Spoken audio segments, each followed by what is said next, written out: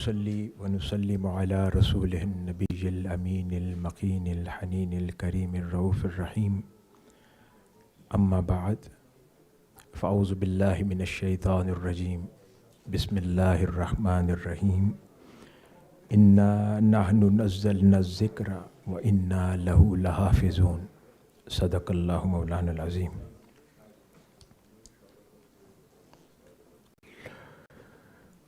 Worthy Vice Chancellor, Minhaj University, Lahore, Professor Dr.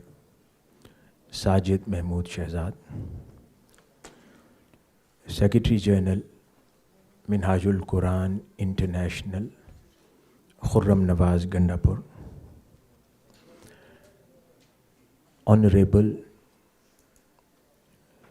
Chief Guest of this session, Pir Adnan Qadri, Principal, College of Sharia and Islamic Sciences, Professor Dr. Mumtazul Hassan Barwi, and most importantly, all the foreign dignitaries, honorable guests, representatives of various international universities of the world, and experts of Arabic language who are participating and attending this conference at Minhaj University, Lahore, and all the participants who are sitting in the audience today in this Al-Farabi auditorium of Minhaj University, Lahore. By the grace of Almighty Allah, the whole day of this conference has been a great success, alhamdulillah, and participation of all these beautiful minds sitting here who have been participating and speaking on various topics throughout the day. Your presence have certainly increased the value and worth of this conference. So I would like to thank you all from the core of my heart for taking the time out and becoming part of this beautiful conference.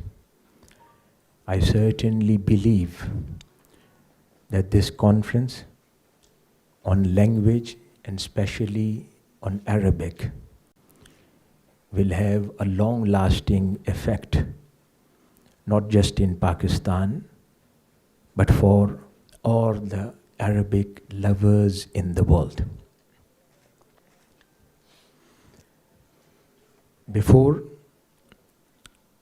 I get on to introduce about the works which Minhaj University, Lahore has been doing in last 25 years, the verse of Qur'an which I recited in the beginning of my talk, in which Allah Almighty has vowed and showed a commitment towards protection and preservation of Qur'an. When Allah Almighty states in the Qur'an that we have revealed this book, Qur'an, and we are the protectors of it. So this verse is very much linked to Arabic language.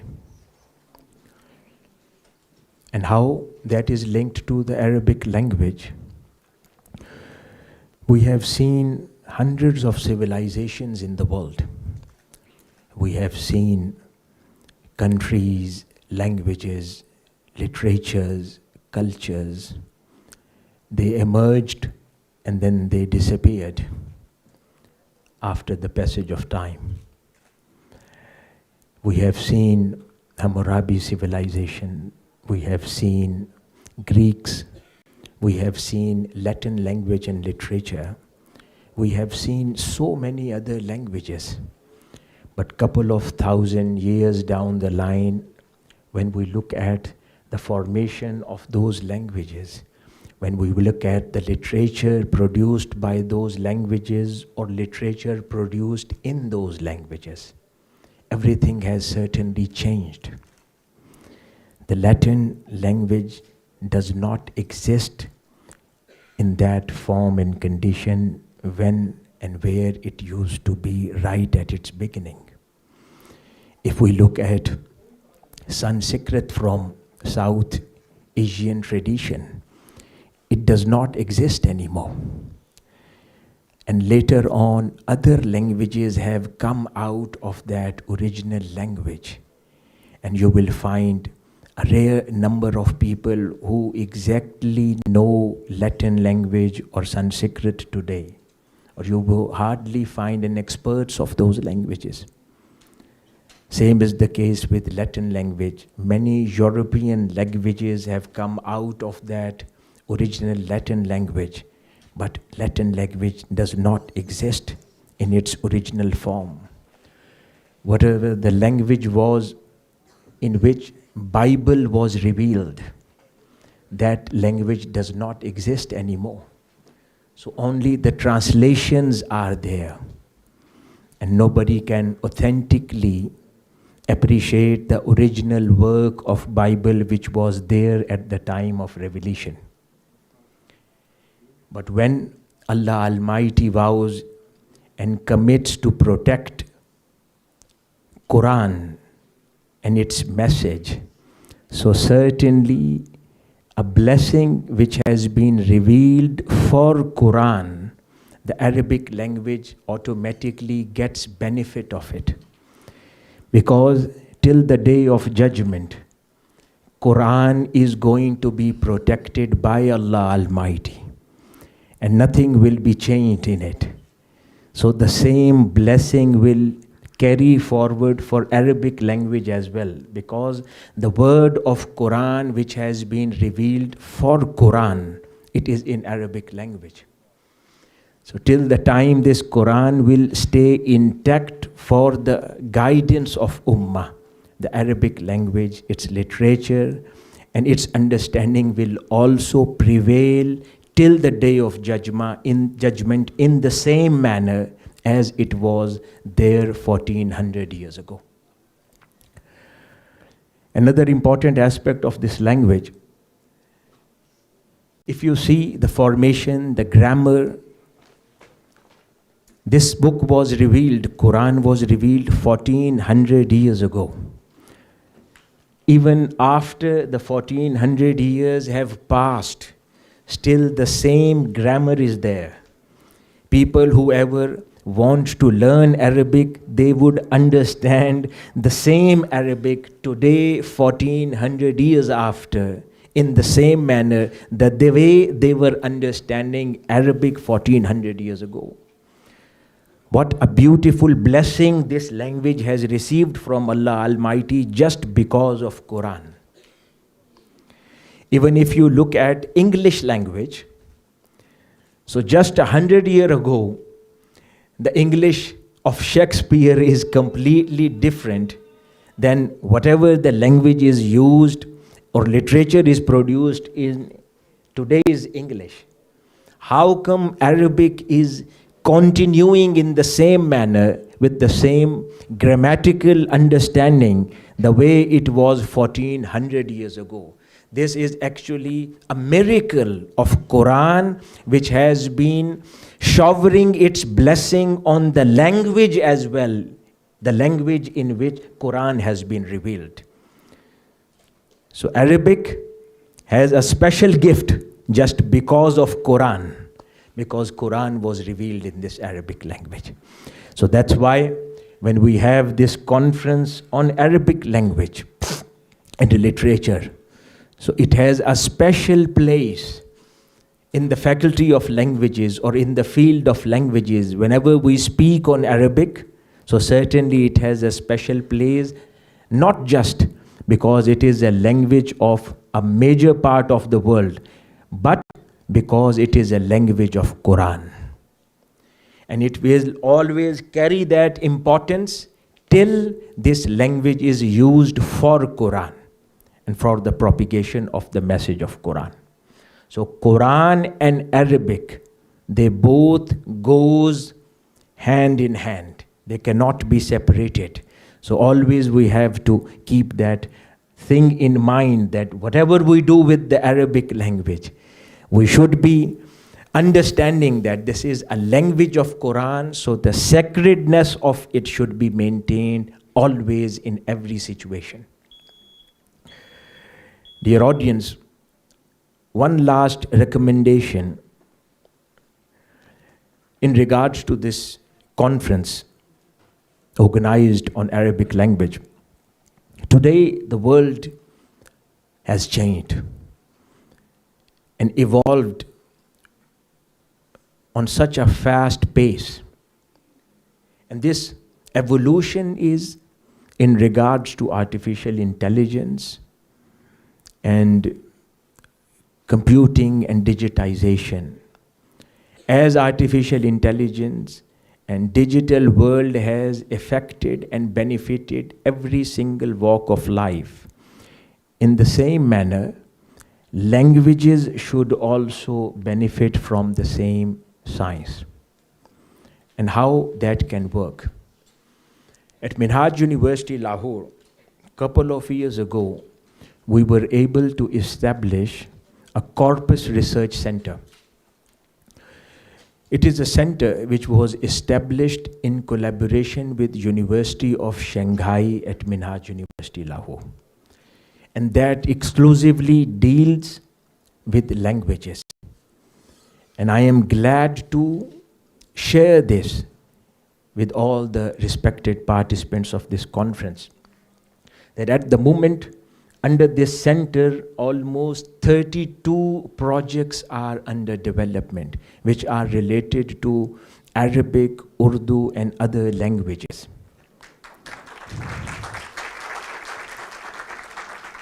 And what exactly this center is doing for Arabic language? Through utilizing artificial intelligence and other IT-based tools, it is exploring, it is expanding on language and its vocabulary. And whatever earlier generation of scholars, they would do manually, now the computing and digitization of the whole science has made things much more easier for us. Earlier, the scholars would access to the manual libraries and they would spend months and months exploring books on the subject and then taking a hand notes on the subject, compiling them or writing hashiya on the books, and then exploring the meaning and idea, and then further interpreting them and then propagating that idea to the community and people. But today, the world has made things much more easier for all of us. Now, just with one click, you can know which word has been used how many times in specific book. So it can provide a post-mortem of the whole book just with one click. This is artificial intelligence has done and contributed towards society. When artificial intelligence can benefit every single field of this world, why cannot we utilize the same technology for this, our very much own Arabic and Islamic literature? The same wonders can be done through these tools and techniques for Arabic language. By using those corpus tools and techniques and utilizing these tools and techniques for Arabic language, enhancing them, promoting them. For example, there is one project at the moment going on under that Corpus Research Center of Minhaj University, Lahore. So that is on Arabic nazm, the poetry. So the software can simply with one click, it can gather all forms and kafiya and radif of all the Arabic poetry and differentiate between the kafiya and radif just by one click, and tell to the audience that whichever poet of which region used to use these kafiyas and radifs while writing the poetry, and then geographical locations of that specific group of poets and literary people, they can be differentiated by just one click. So now earlier months were spent just to locate. Same is the case with Isma'ul Rijal. Earlier the narrators were looked into through books manually, spending too much time, and there was always a space for error. But today, now a single click and software can simply highlight that does this person had any connection in the past with other narrator? So simply with one click, the whole list of all the narrators belonging to one specific region can be listed in one go. And same is the case with other people. So what I recommend and suggest here, it is important for all the experts of linguistics, and especially the people and experts related to Arabic. It is important that we introduce corpus research and computing skills in our degree programs related to Arabic language as well. So that anyone graduating in Arabic or anyone graduating in any other language, so it shouldn't be just a manual or a traditional way of educating them. Every single degree should have specific number of courses on that very specific subject. It may be Arabic, or if the degree is on English language, or if the degree is on Urdu language. So the corpus research course and computing and digitization course should be included in the 4 years degree program or an MPhil program. So the person who graduates from that degree program as an expert of language, he is also expert in artificial intelligence, and he or she knows how to apply those AI-based tools and techniques on language, which will certainly make things easy for that person who is going to work in that specific area or field. That's why here today I want to announce that at Minhaj University, Lahore, at the Faculty of Languages, where Arabic, English, and Urdu are being taught as degree programs, we are going to introduce corpus research tools-based courses and digitization courses in a regular Faculty of Languages programs, so that the graduates of Minhaj University, when they are propagating and educating the world after graduating from here, so they are well-versed and expert in those computational skills and corpus-based tools as well, which is a language of future.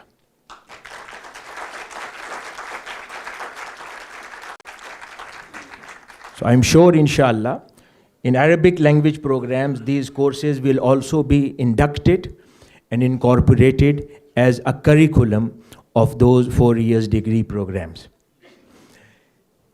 And in the end, just to introduce you all to what Minhaj University has done in last 45 years to be exact, 40 years to be exact.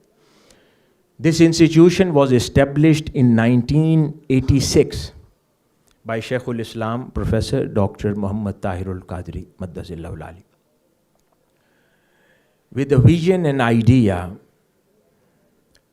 to produce a generation who is well equipped with modern philosophy, tools, and techniques, but they carry the character which is associated to Rasulullah sallallahu alaihi wasallam.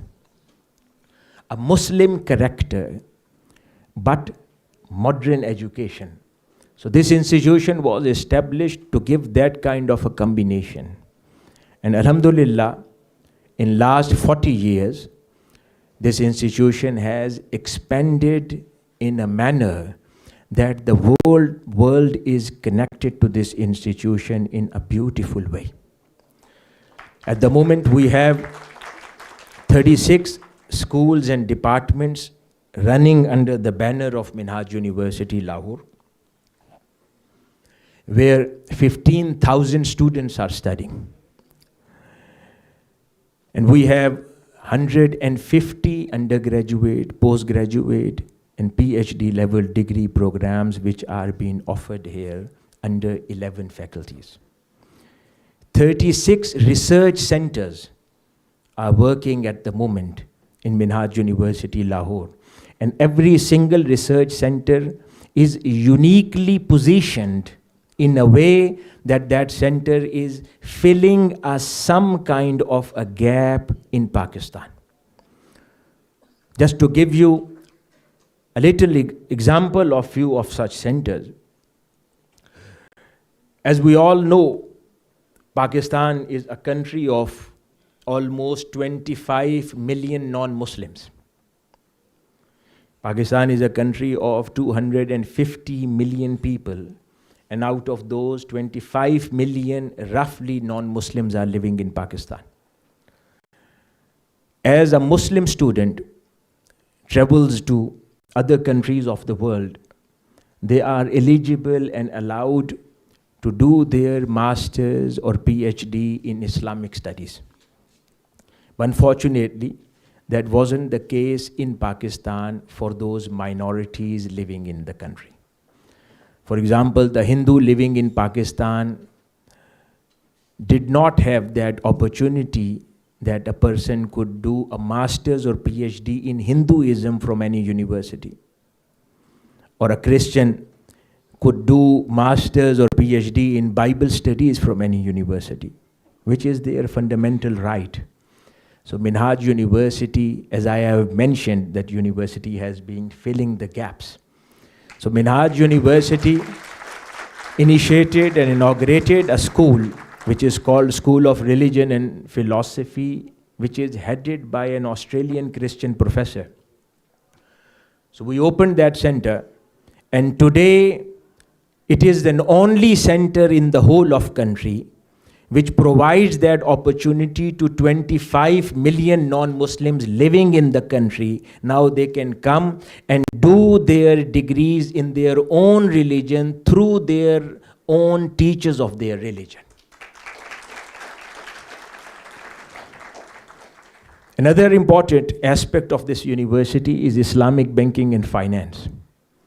Minhaj University has recently emerged as the most significant and important seat of learning in Islamic banking and finance. And the only PhD providing institute in the whole of Punjab in Islamic banking and finance. And this university has given a generation of Islamic bankers who are experts in both streams together, banking and finance, as well as Sharia and Islamic sciences. So this kind of combination is only coming out from Minhaj University and benefiting the banking industry and sector of this country.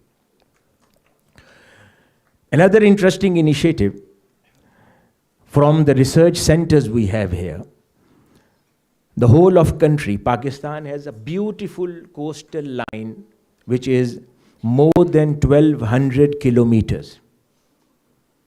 And this whole country have only 3 important research centers on maritime affairs. 2 are with the government of Pakistan, and only 1 center is working in public or private sector, that is in Minhaj University, Lahore, contributing in that area. Then we have collaboration with European Union for migration studies. We have been acknowledged by United Nations and given a membership in Academic Impact of United Nations, that was in 2024. Then we have a collaboration with University of Melbourne, Australia, and many more universities of the world. Similarly, we have equivalence and collaboration with Jamiatul Azhar for Sharia and Islamic Sciences at Minhaj University, Lahore. So just to give you some examples, it gives you as an idea, especially to our worthy, honorable guests and dignitaries, that this university has been working in a very progressive manner, where in one hand, filling the gaps which are the need of the time for the country, and on the other hand, representing and taking Pakistan abroad to other nations, and representing Pakistan in a manner in which the idea and intelligent brains of the country could reach out and could be presented in front of the world as great intellectuals of Pakistan. And I would like to congratulate all the students of the university that Allah Almighty has given you a beautiful opportunity, that you have joined this university and you are part of this change which this university is bringing in the field of education. But as I mentioned in the beginning, that this university doesn't only provide you with the degree, it also provides you with an identity of a character. So whenever you graduate from the university, so please carry degree along with that character, a Muslim character. It is good to be a doctor, but how about becoming a good Muslim doctor? It is good to be a great scientist, but how about becoming a great Muslim scientist? It is good to become an engineer, but how about becoming a great Muslim engineer? So this is basically an identity on which Minhaj University is working day and night, to give that identity back to Ummah, the next generation, which used to be there 1,000 years ago when Al-Farabi was there, Imam Ghazali was there, Jabir bin Hayyan was there, and many great intellectuals were there. They were scientists, they were also carrying that great Islamic character. So we are trying to rebuild and relive that story again, which belonged to the Muslim civilization once.